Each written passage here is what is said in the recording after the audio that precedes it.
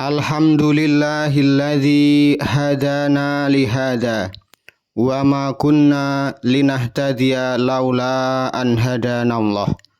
Asyhadu an la ilaha illallah wahdahu la syarikalah wa asyhadu anna Muhammadan abduhu wa rasuluh. Allahumma shalli ala nabiyyina Muhammadin wa ala alihi wa man tabi'ahum bi ihsan ila yaumiddin. Amma ba'd.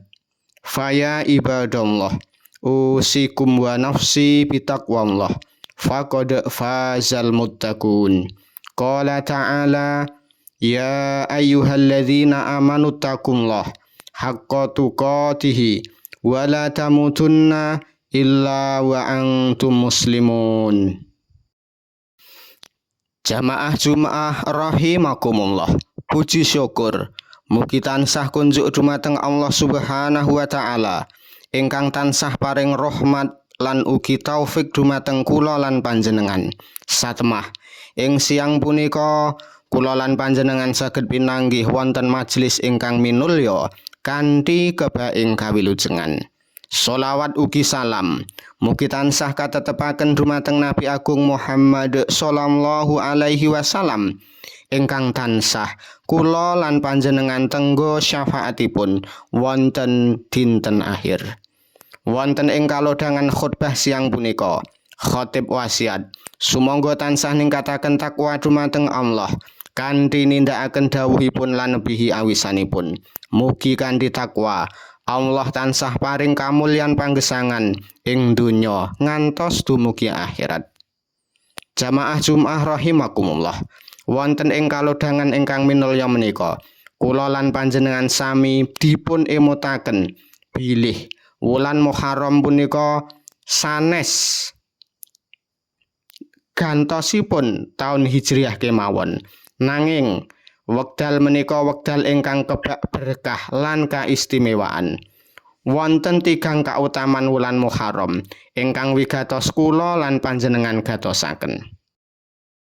Ingkang sepisan wulanipun Allah utawi Sahrullah. Muharram menika wulan ingkang dipun sandhangaken langsung dumateng asmanipun Allah utawi Sahrullah. Ingkang nedahaken bilih wulan menika nggadahi derajat kesucian ingkang inggil sanget tinimbang wulan sanesipun. Pramila amalan ingkang dipun sunahaken mliginipun poso nggadahi nilai spiritual ingkang ageng kagem ngresiki jiwa kula lan panjenengan. Rasulullah sallallahu alaihi wasallam ngendika, afdhalus siyami ba'da Ramadan sahrullahil muharram. Poso kang paling utama sakwuse poso Ramadan yaiku poso ing wulane Allah Muharram. Hadis riwayat Imam Muslim. Kautaman angka kalih wontenipun dinten Asyura. Wonten ing wulan Muharram wonten setunggal dinten ingkang dahat agung, inggih menika dinten Asyura. Dinten menika minangka bukti sejarah bilih Allah nate nyelametaken Nabi Musa alaihissalam lan nglelepaken Fir'aun. Saengga kula lan panjenengan dipun sunahaken poso minangka rasa syukur ingkang ganjaranipun saged nglebur dosa-dosa alit ingkang sampun kapengker. Rasulullah sallallahu alaihi wasallam ngendika, nalika dipun takeni babagan poso Asyura, yukafirus sanatal madiyah.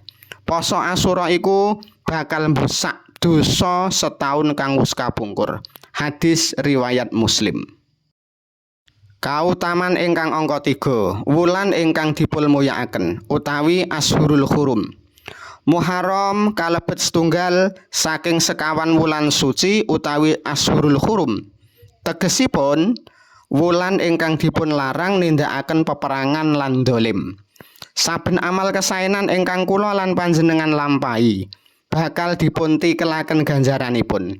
Nanging kosok balinipun tumindak maksiat lan zalim ing wulan menika ugi bakal dipun etang minangka dosa ingkang langkung awrat. Allah Subhanahu wa taala ngendika, inna iddatasy syuhuri indallah isna asara sahrong fi kitabillah Yauma khalaqas samawati wal ard minha arba'atun hurum. Sak temene gunggungane sasi ing ngarsane Allah iku ana 12 sasi ing sakjroning kitab Allah. Nalika panjenengane nyipta langit lan bumi, ing antarane ana 4 sasi kang mulya. Jamaah Jumat rahimakumullah, minangka pungkasing khutbah, sumangga kula lan panjenengan nindakaken hijrah spiritual kanthi nilaraken pakulinan awon tumuju pakulinan ingkang sae. Mugi-mugi Allah Subhanahu wa taala tansah paring hidayah dumateng kula lan panjenengan sedaya supados saged nggayuh barokah lan ngunduh ganjaran ingkang agung wonten ing wulan suci menika. Barakallahu li wa lakum fil Qur'anil azim wa nafa'ani wa iyyakum bima fihi minal ayati wa dzikril hakim wa aqulu qouli hadza astaghfirullah li wa lakum wa lisairil muslimin innahu huwas samiul alim.